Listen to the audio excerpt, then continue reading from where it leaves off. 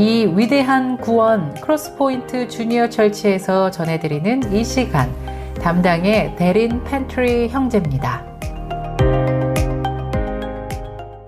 Hello. This is Darin Pantley from Crosspoint Bible Church. If you had to guess, which sport would you say has the most fans? We're talking globally. Which sport in the whole world attracts the most people? I read that it's soccer, which makes sense. What do you think the rest of the top 5 sports are? Number 2 is cricket.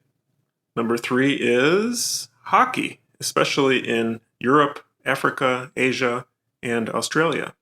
Number 4 is tennis. And number 5 is volleyball, which is generally popular everywhere. As humans, we are good at taking a broad topic, like sports, and breaking it down into smaller pieces, so it's easier to think about. This is very practical. For example, if we are forming a hockey team, then we need to go out and find people who like hockey. If we're starting a table tennis league, that's number 6 on the list, by the way, then we need to find people interested in table tennis. So we start with a big group of people, and then we divide them into smaller groups. Sometimes there's even divisions within the divisions, a smaller group inside of a bigger group. In the world of table tennis, there's the kind you see at the Olympics, where the players hit the ball really fast and use their spongy rackets to put crazy spin on the ball.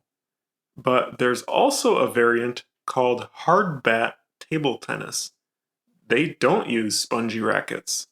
The World Championship of Ping Pong uses old-fashioned wooden paddles covered with sandpaper.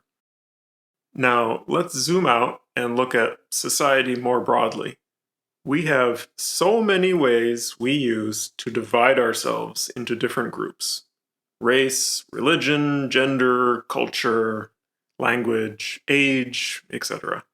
For something like sports, it's easy to just choose your favorite, and now you're part of that group, that team.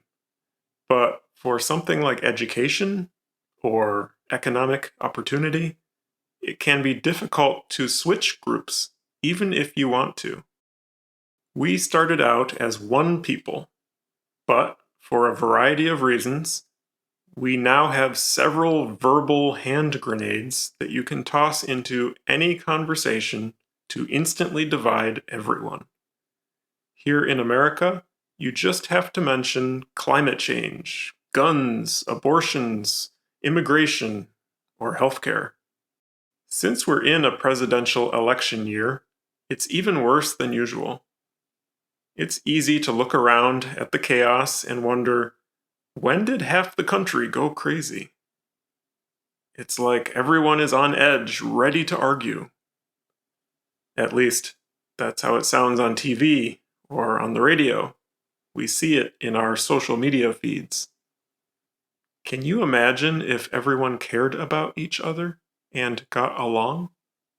Is it even possible to bring people together? Is it even possible to overcome these divisions? What kind of leader would you have to be to accomplish that?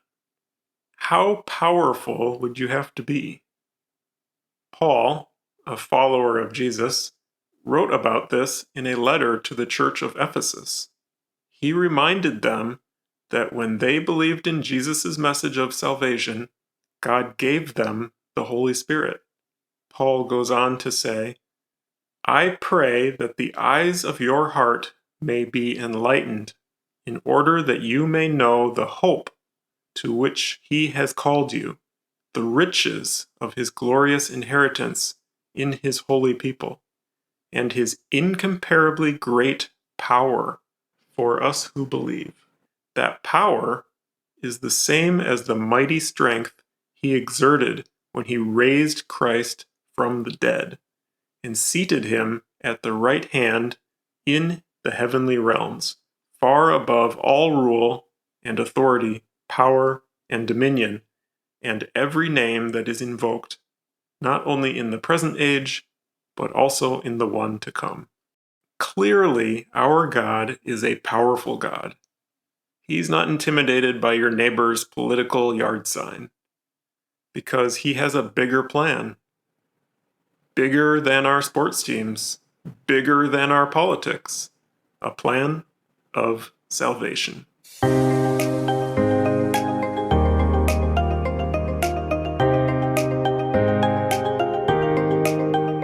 지금까지 크로스포인트 주니어 철치에서 전해드렸습니다.